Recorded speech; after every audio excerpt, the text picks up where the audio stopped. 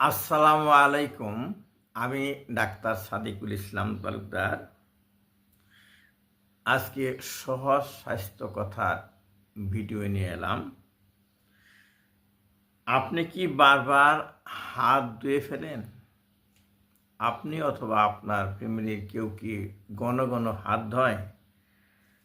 একটু পর পর মনে হয় হাত নোংরা হয়ে গেছে, একটু পরপরই মনে হয় হাত নোংরা হয়ে গেছে। বারবার বেসিনের কাছে গিয়া পানি ছেড়ে কলকলি পানি ছাড়তেছেন,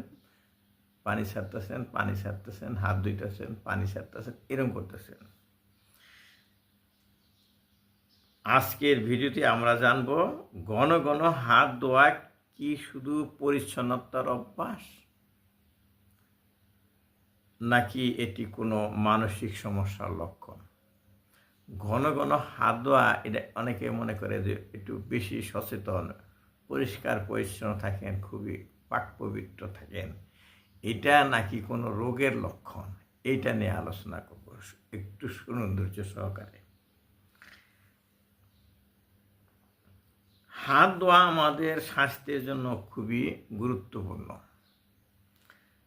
খাওয়ার আগে, বাইরে থেকে এসে, টয়লেট ব্যবহারের পর এসব সময় হাত ধোয়া একদম স্বাভাবিক এবং প্রয়োজনীয়। খাবার আগে হাত ধোয়া, টয়লেট থেকে এসে হাত ধোয়া, এগুলি তো স্বাভাবিক, সবাই তাই করি।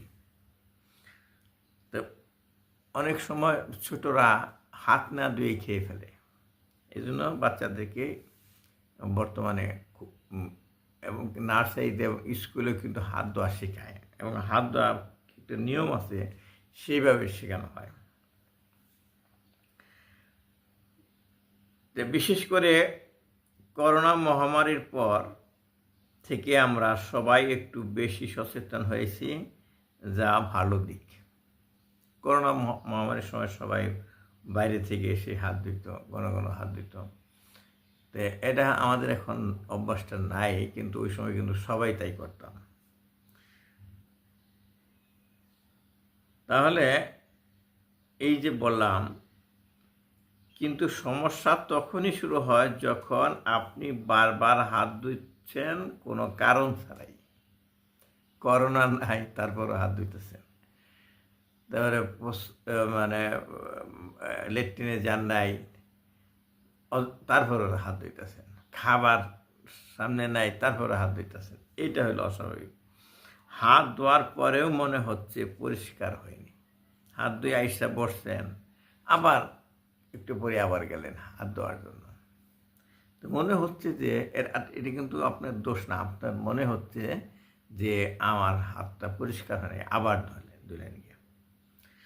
হাত না ধুলে অস্বস্তি বা ভয় লাগছে। আমি যে হাত না ধুই, তাহলে অস্বস্তি বা ভয় লাগছে।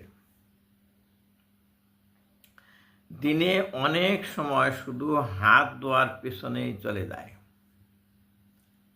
দিনের যে আমরা তো 24 ঘন্টায় দিন, আমরা তো কমপক্ষে 6 ঘন্টা ঘুমাই, তা থাকে 18 ঘন্টা। 18 ঘন্টার হাত ধুইতেই লেগে গেছে 3-4 ঘন্টা। তাহলে কি আপনার কাজে একাবো? তাহলে এগুলি যদি নিয়মিত হয়, তাহলে এটি হতে পারে অবসেসিভ কম্পালসিভ ডিসঅর্ডার। ডাক্তাররা বলেন এটা হচ্ছে অবসেসিভ কম্পালসিভ ডিসঅর্ডার। আমি কিন্তু ডাক্তার, কিন্তু আমি প্যাথোলজি বিশেষজ্ঞ। তো এই এইগুলি একটি সাইকোলজিক্যাল ডিসঅর্ডার, মানসিক ডিসঅর্ডার। মানসিক রোগের চিকিৎসক আমি নই, আমি পরে বলতেছি। তাহলে অবসেসিভ কম্পালসিভ ডিসঅর্ডার বা ওসিডি, ডাক্তাররা দেখবেন প্রেসক্রিপশনের বাম পাশে লেখা রাখেন ওসিডি, একটি মানসিক সমস্যার লক্ষণ। মানে মনোরোগ দেয়, মানসিক সমস্যা, তারই লক্ষণ। তো এগুলি তাতে তাতে যদি বলা হয় যে আপনার তো মানসিক সমস্যা, তাহলে কিন্তু সে রিয়াকশন মানে ভালোভাবে নেবে না। বলে না, আমার মানসিক সমস্যা, আমি একটু বেশি স্বাস্থ্য সচেতন, আমি একটু পরিচ্ছন্ন বেশি থাকি, এরকম বলবে। তা ওসিডি বা অবসেসিভ কম্পালসিভ ডিসঅর্ডার এমন একটি অবস্থা যেখানে মানুষের মাথায় বারবার অযাচিত চিন্তা আসে, দরকার নাই অদরকারি চিন্তা মাথায় আসে বারবার। এটাকে বলে অবসেশন। বারবার একই চিন্তা বারবার আসে, অবসেশন। এবং সেই চিন্তা কমানোর জন্য কিছু কাজ বারবার করতে হয়। ওই যে চিন্তা আসে আমি হাত ধুই নাই, বারবার হাত ধুই। তো এটাকে বলে কম্পালশন, তাকে কাজ করাইতে বাধ্য করে, মানে ওই কাজটা করাইতে, মানে হাত ধুইতে বাধ্য করে আর কি, এরকম। যেমন বারবার হাত ধোয়া একটা এই ধরনের বদ অভ্যাস। তারপরে বারবার দরজা লক করে, দরজা ওই যে সিটকারি আছে, ওই সিটকারি গিয়ে একটু বন্ধ করে আসলো, আর এসে বসছে, কিছুক্ষণ পড়াশোনা করছে, আবার গিয়া ওইটা মনে হয় দরজাটা মনে খোলা আছে, চোর দিকে পড়বে, আবার গিয়া লাগান নেই কিন্তু আছে, কিন্তু লাগাইতে যায় আবার বারবার। বা কোথাও বাইরে যাচ্ছেন, লক করে গেছেন দরজায়, এই 20-25 গজ দূরে গিয়া এটা তো লক করা হয়নি, আবার আইসে আসে লক করতেছে, আবার গেছে আরো 100 গজ দূরে গিয়ে আবার মনে হয়েছে লক মনে করা, বারবার তার আসতেছে। তাহলে তো বুঝতে পারছেন কি অবস্থাটা তার। একই জিনিস সে বারবার পরিষ্কার করে। এইগুলি শুধু অভ্যাস না, এটি মানসিক চাপের একটা প্রকাশ। যদি মনে হয় আপনার এই সমস্যা আছে বা আপনার ফ্যামিলির কারো এই সমস্যা আছে, এটা নিজেকে দোষ দিবেন না, নিজেরে বা আপনার রুগীরে দোষ দিবেন না, এটা তার দোষ না, এটা সে ইচ্ছা করে করতে চায় তার। ধীরে ধীরে হাত ধোয়ার সংখ্যা কমানোর চেষ্টা করুন। সবচেয়ে গুরুত্বপূর্ণ হচ্ছে একজন মনোরোগ বিশেষজ্ঞ বা কাউন্সিলের সাথে কথা বলুন। মনোরোগ বিশেষজ্ঞতা আছে, এমবিবিএস পাশ করার পরে মনোরোগ বিষয়ে ডিপ্লোমা বা ডিগ্রি বা ফেলোশিপ করেন,